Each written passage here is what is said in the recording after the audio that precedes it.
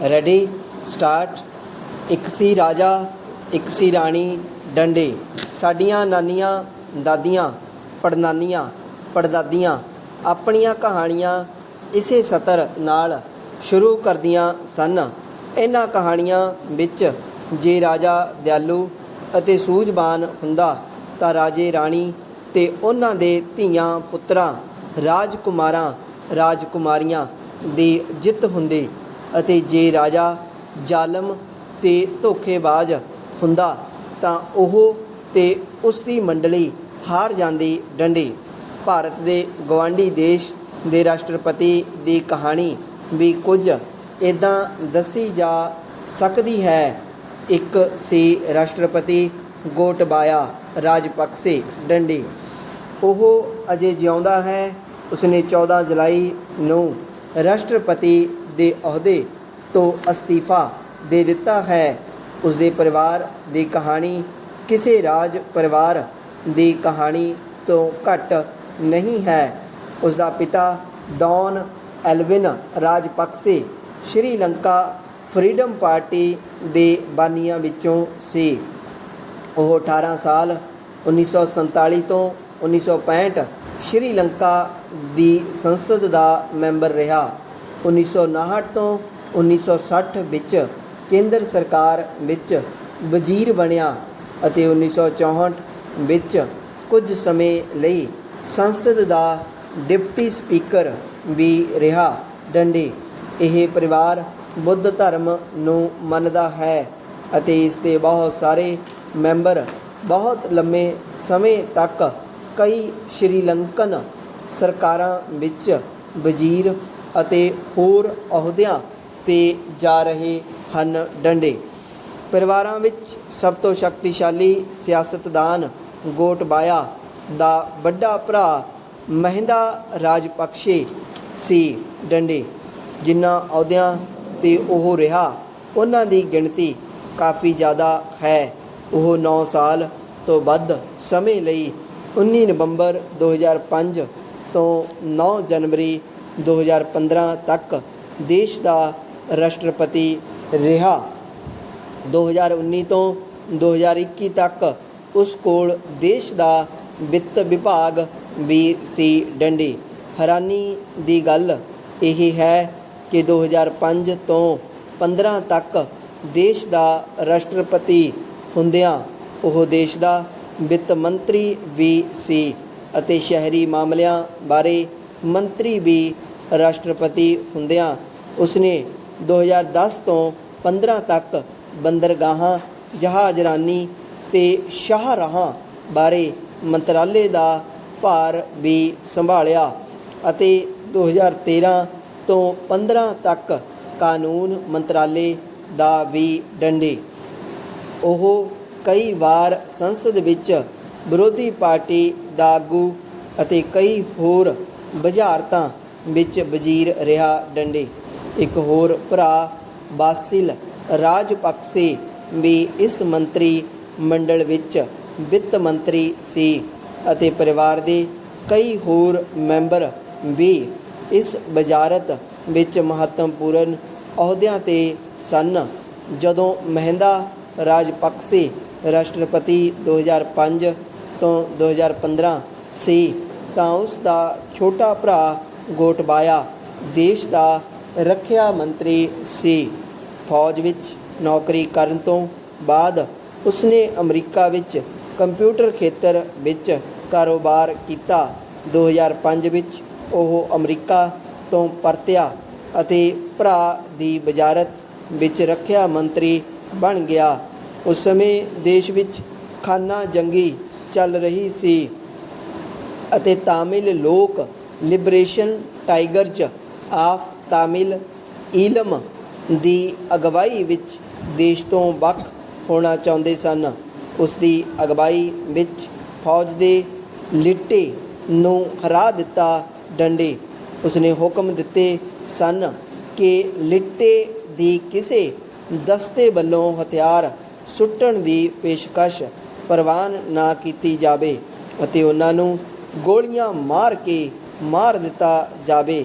ਲਿਟੇ ਨਾਲ ਸੰਬੰਧਿਤ ਲੜਾਕੂਆਂ ਦੇ ਨਾਲ 40,000 ਸਿਵਲੀਅਨ ਤਾਮਿਲਾਂ ਨੂੰ ਵੀ ਮੌਤ ਦੇ ਘਾਟ ਉਤਾਰਿਆ ਗਿਆ।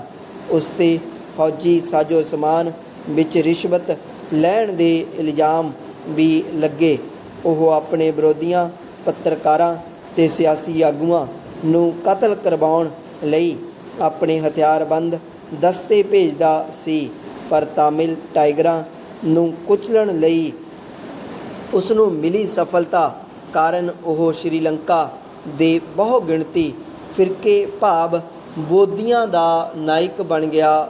ਡੰਡੇ ਰਾਜਪਕਸੇ ਪਰਿਵਾਰ ਦੇ ਭ੍ਰਿਸ਼ਟਾਚਾਰ ਦੀ ਕਹਾਣੀ ਅਦਭੁਤ ਹੈ। ਇਉਂ ਲੱਗਦਾ ਹੈ ਜਿਵੇਂ ਲੰਕਾ ਦਾ ਸਾਰਾ ਸੋਨਾ ਇਸੇ ਪਰਿਵਾਰ ਨੇ ਹੀ ਲੁੱਟ ਲਿਆ ਹੋਵੇ। ਡੰਡੇ ਪਰਿਵਾਰ ਦੀ ਦੌਲਤ ਦਾ ਕੋਈ ਹਿਸਾਬ ਕਿਤਾਬ ਨਹੀਂ। ਕੁਝ ਅਨੁਮਾਨਾਂ ਅਨੁਸਾਰ ਤਾਂ ਪਰਿਵਾਰ ਦੇ ਸਾਰੇ ਮੈਂਬਰਾਂ ਦੀ ਜਾਇਦਾਦ ਲਗਭਗ $1 ਟ੍ਰਿਲੀਅਨ, 1000 ਕਰੋੜ ਡਾਲਰ ਜਾਂ 10 ਲੱਖ ਕਰੋੜ ਸ਼੍ਰੀਲੰਕਨ ਰੁਪਈਏ ਹੈ, ਜਦੋਂ ਕਿ ਦੇਸ਼ ਚੀਨ, ਭਾਰਤ ਅਤੇ ਵਿਸ਼ਵ ਵਿੱਤ ਫੰਡ ਤੋਂ ਕੁਝ ਲੱਖ ਡਾਲਰ ਦੀ ਭੀਖ ਮੰਗ ਰਿਹਾ ਹੈ। ਪਰਿਵਾਰ ਦੇ ਮੈਂਬਰਾਂ ਦੇ ਟੈਲੀਫੋਨ, ਹੋਟਲ, ਏਅਰਲਾਈਨਜ਼, ਖੇਡਾਂ, ਮੀਡੀਆ, ਚਾਹ, ਸੀਮਿੰਟ, ਫਿਲਮਾਂ, ਹੀਰੇ ਜਵਾਹਰਾਤ, ਫੌਜੀ ਸਾਜੋ ਸਮਾਨ, ਜਹਾਜ਼ਰਾਨੀ, ਇਮਾਰਤ ਸਾਜੀ ਅਤੇ ਹੋਰ ਖੇਤਰਾਂ ਵਿੱਚ ਵੱਡੇ ਕਾਰੋਬਾਰ ਹਨ। ਕੀਮਤੀ ਜ਼ਮੀਨਾਂ ਹਨ, 2 ਆਪਣੇ ਟਾਪੂ ਹਨ, ਇੱਕ ਸੇਲਜ ਲਾਗੇ ਅਤੇ ਇੱਕ ਮਾਲਦੀਵ ਲਾਗੇ। ਡੰਡੇ ਭ੍ਰਿਸ਼ਟਾਚਾਰ ਰਾਜਪਕਸੇ ਪਰਿਵਾਰ ਤੱਕ ਸੀਮਤ ਨਹੀਂ। ਤੱਥ ਇਹ ਹੈ ਕਿ ਦੇਸ਼ ਦੇ ਹੋਰ ਵੱਡੇ ਸਿਆਸੀ ਪਰਿਵਾਰਾਂ, ਪ੍ਰਸ਼ਾਸਕਾਂ, ਵੱਖ-ਵੱਖ ਅਹੁਦਿਆਂ 'ਤੇ ਰਹੇ ਅਧਿਕਾਰੀਆਂ, ਵਪਾਰੀਆਂ, ਕਾਰੋਬਾਰੀਆਂ, ਕਾਰਪੋਰੇਟਾਂ ਸਭ ਨੇ ਮਿਲ ਕੇ ਲੋਕਾਂ ਨੂੰ ਲੁੱਟਿਆ ਹੈ। ਡੰਡੇ ਭ੍ਰਿਸ਼ਟਾਚਾਰ ਤਸਵੀਰ ਦਾ ਇੱਕ ਪਾਸਾ ਹੈ, ਪਰ ਪ੍ਰਮੁੱਖ ਸਵਾਲ ਇਹ ਹੈ ਕਿ ਰਾਜਪਕਸੇ ਪਰਿਵਾਰ ਨੂੰ ਇੰਨੀ ਵੱਡੀ ਪੱਧਰ 'ਤੇ ਭ੍ਰਿਸ਼ਟਾਚਾਰ ਕਰਨ ਦੀ ਤਾਕਤ ਕਿੱਥੋਂ ਪ੍ਰਾਪਤ ਹੋਈ। ਡੰਡੇ ਸਪਸ਼ਟ ਹੈ ਇਹ ਤਾਕਤ ਲਗਭਗ ਸੱਤਾ ਵਿੱਚ ਰਹਿਣ ਨਾਲ ਪ੍ਰਾਪਤ ਹੋਈ। ਇਸ ਤੋਂ ਇਹ ਸਵਾਲ ਪੈਦਾ ਹੁੰਦਾ ਹੈ, ਇਸ ਪਰਿਵਾਰ ਕੋਲ ਜਾਦੂ ਦੀ ਅਜਿਹੀ ਕਿਹੜੀ ਛੜੀ ਸੀ ਜਿਸ ਕਾਰਨ ਸ਼੍ਰੀਲੰਕਾ ਦੇ ਲੋਕ ਉਹਨਾਂ ਦੇ ਲਗਾਤਾਰ ਵੋਟਾਂ ਪਾ ਕੇ ਨਵਾਜਦੇ ਅਤੇ ਵੱਡੇ ਅਹੁਦਿਆਂ 'ਤੇ ਬਿਠਾਉਂਦੇ ਰਹੇ। ਡੰਡੇ ਇਸ ਦਾ ਜਵਾਬ ਇਹ ਹੈ ਕਿ ਉਹ ਜਾਦੂ ਦੀ ਛੜੀ ਸੀ ਸਿੰਨਹਾਲੀ ਅੰਧ ਰਾਸ਼ਟਰਵਾਦ ਅਤੇ ਦੇਸ਼ ਦੇ ਘੱਟ ਗਿਣਤੀ ਫਿਰਕਿਆਂ, ਤਾਮਿਲ, ਮੁਸਲਮਾਨ, ਈਸਾਈ ਆਦਿ ਦੇ ਲੋਕਾਂ ਨਾਲ ਨਫ਼ਰਤ, ਜਿਸ ਤਹਿਤ ਦੇਸ਼ ਦੀਆਂ ਘੱਟ ਗਿਣਤੀਆਂ ਨੂੰ ਲਗਾਤਾਰ ਹਾਸ਼ੀਏ 'ਤੇ ਧੱਕਿਆ ਗਿਆ ਅਤੇ ਬਹੁਗਿਣਤੀ ਫਿਰਕੇ ਸਿੰਨਹਾਲੀ ਬੋਧੀਆਂ ਦਾ ਬੋਲਬਾਲਾ ਹੋਇਆ। ਡੰਡੇ ਇਹ ਕਹਾਣੀ ਬਹੁਤ ਲੰਮੀ ਹੈ। 1948 ਵਿੱਚ ਆਜ਼ਾਦੀ ਮਿਲਣ ਸਮੇਂ ਜਿਹੜਾ ਸੰਵਿਧਾਨ ਲਾਗੂ ਕੀਤਾ ਗਿਆ ਉਹ ਪੱਛਮੀ ਆਧੁਨਿਕਤਾ ਤੋਂ ਪ੍ਰਭਾਵਿਤ ਸੀ ਅਤੇ ਸਮਾਜ ਨੂੰ ਅਜਿਹੇ ਦ੍ਰਿਸ਼ਟੀਕੋਣ ਤੋਂ ਦੇਖਦਾ ਸੀ ਜਿਸ ਨੂੰ ਸੀਲੋਨਵਾਦੀ ਦ੍ਰਿਸ਼ਟੀਕੋਣ ਕਿਹਾ ਜਾਂਦਾ ਹੈ। ਡੰਡੇ ਦੇਸ਼ ਦਾ ਨਾਂ ਸੀਲੋਨ ਸ੍ਰੀਲੰਕਾ ਦਾ ਅੰਗਰੇਜ਼ੀ ਨਾਮ ਸੀ ਅਤੇ ਦੇਸ਼ ਆਸਟ੍ਰੇਲੀਆ, ਕੈਨੇਡਾ ਤੇ ਹੋਰ ਦੇਸ਼ਾਂ ਦੀ ਤਰ੍ਹਾਂ ਇੰਗਲੈਂਡ ਦੀ ਰਾਣੀ ਨੂੰ ਦੇਸ਼ ਦੀ ਸੰਵਿਧਾਨਕ ਮੁਖੀ ਮੰਨਦਾ ਸੀ। ਇਸ ਦ੍ਰਿਸ਼ਟੀਕੋਣ ਦੀ ਪ੍ਰਮੁੱਖ ਖਾਸੀਅਤ ਇਹ ਸੀ ਇਹ ਵੱਖ-ਵੱਖ ਫਿਰਕਿਆਂ ਵਿੱਚ ਸਾਂਝੀਵਾਲਤਾ ਵਧਾਉਣ ਅਤੇ ਤਾਕਤਾਂ ਦਾ ਸਮਤੋਲ ਬਣਾ ਕੇ ਰੱਖਣਾ ਚਾਹੁੰਦਾ ਸੀ। ਸਿੰਨਹਾਲੀ ਸਿਆਸੀ ਪਾਰਟੀਆਂ ਨੂੰ ਇਹ ਸੰਵਿਧਾਨ ਬਹੁਤਾ ਪਸੰਦ ਨਹੀਂ। ਆਜ਼ਾਦੀ ਤੋਂ ਲਗਭਗ ਬਾਅਦ 1948 ਵਿੱਚ ਹੀ ਸੀਲੋਨ ਨਾਗਰਿਕਤਾ ਕਾਨੂੰਨ ਬਣਾਇਆ ਗਿਆ, ਜਿਸ ਨੇ ਲਗਭਗ 7 ਲੱਖ ਤਾਮਿਲਾਂ ਨੂੰ ਬੇਵਤਨੇ ਐਲਾਨ ਦਿੱਤਾ। ਲੱਖਾਂ ਤਾਮਿਲਾਂ ਨੂੰ ਜ਼ਬਰਦਸਤੀ ਭਾਰਤ ਭੇਜਿਆ ਗਿਆ। 1956 ਵਿੱਚ ਸਿਰਫ ਸਿੰਨਹਾਲਾ ਕਾਨੂੰਨ ਬਣਾਇਆ ਗਿਆ, ਜਿਸ ਵਿੱਚ ਸਿੰਨਹਾਲੀ ਭਾਸ਼ਾ ਨੂੰ ਦੇਸ਼ ਦੀ ਰਾਸ਼ਟਰ ਭਾਸ਼ਾ ਬਣਾ ਦਿੱਤਾ ਗਿਆ। 1972 ਵਿੱਚ ਬਣਾਏ ਨਵੇਂ ਸੰਵਿਧਾਨ ਵਿੱਚ ਘੱਟ ਗਿਣਤੀ ਫਿਰਕਿਆਂ ਦੇ ਹੱਕਾਂ ਨੂੰ ਬਿਲਕੁਲ ਨਜ਼ਰਅੰਦਾਜ਼ ਕਰ ਦਿੱਤਾ ਗਿਆ।